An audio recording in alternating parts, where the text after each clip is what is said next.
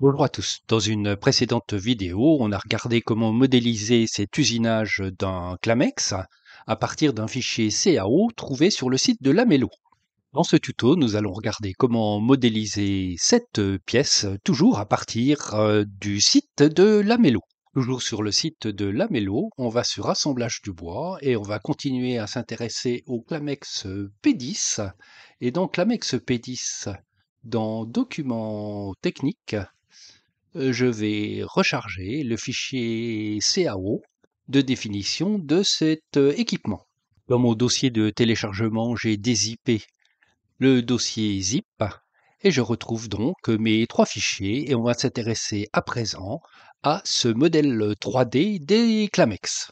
Sous SketchUp, je fais fichier importer.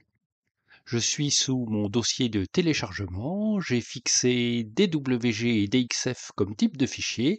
Cette fonctionnalité ne marche qu'avec les versions Pro de SketchUp et je vais à présent choisir ClamexP10 3D.dxf. Je clique, j'importe mon modèle et je valide.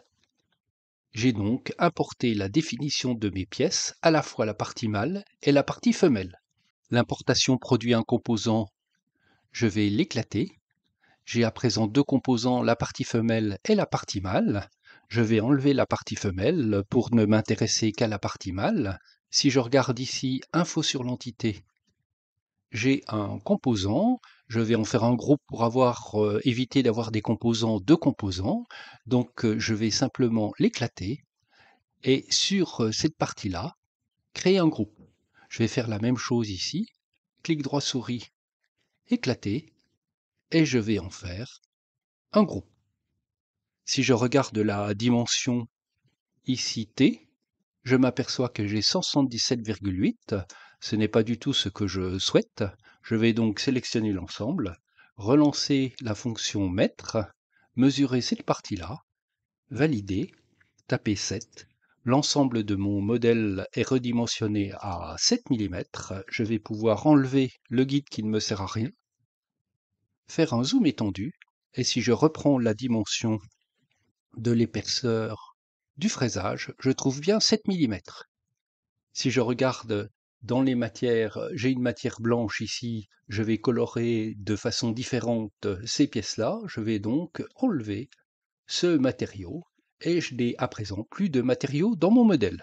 Je vais colorier en noir ce composant-là, donc je vais prendre les couleurs, prendre du noir, pas le plus foncé, celui-là par exemple est le colorier, et la partie fermeture, je vais la colorier en gris. Voici ce qui est fait. Si j'avais gardé les matériaux blancs, comme c'était affecté aux faces, le blanc serait resté partout malgré l'affectation de la couleur au niveau du groupe.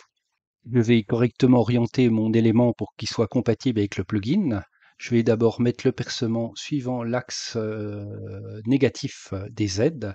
Je vais ensuite le déplacer en le prenant par ce point milieu ici et en mettant ce point milieu à l'origine. Voici qui est fait. Et ensuite, je vais le monter suivant l'axe bleu de 3,5 mm, c'est-à-dire la moitié de l'épaisseur des 7 mm. J'ai donc mon point d'insertion qui va venir pile au milieu de cet élément.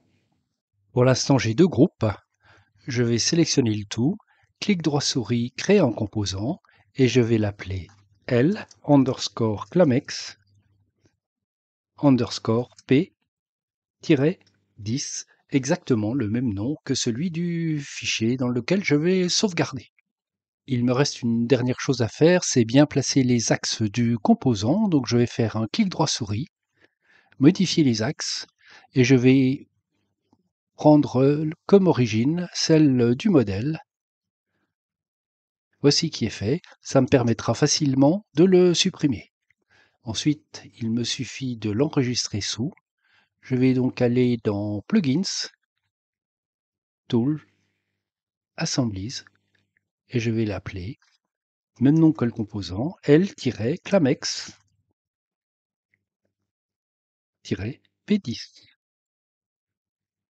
Et je vais me mettre en format SketchUp 8 pour que tout le monde puisse l'utiliser. J'enregistre et donc on a fini de créer notre composant. Nous allons faire les mêmes opérations avec la partie femelle, fichier nouveau. Je vais faire importer.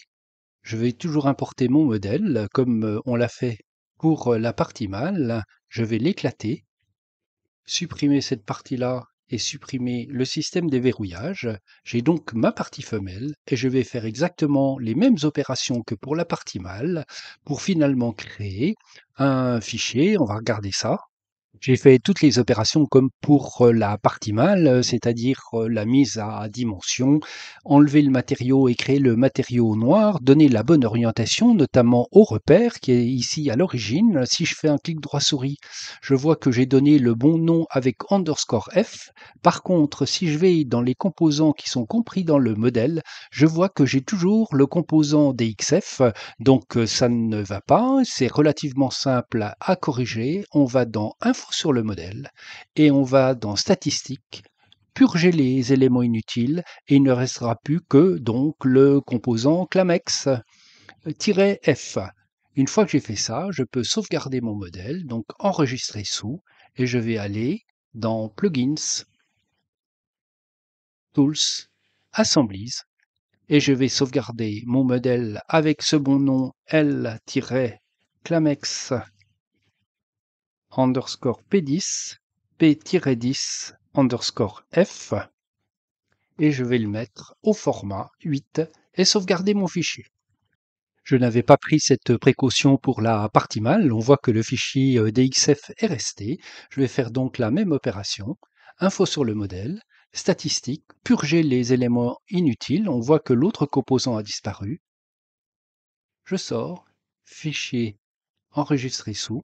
Je mets toujours au format 8 et je vais écraser naturellement le fichier que j'avais avant enregistré. Voici qui est fait. Voilà les explications que je voulais apporter pour la création d'éléments à partir de bibliothèques Lamello. On consacrera un petit supplément pour expliquer comment fonctionnent les Divario et les Tenso. D'ici là, bonne utilisation des extensions VMSUP et à très bientôt.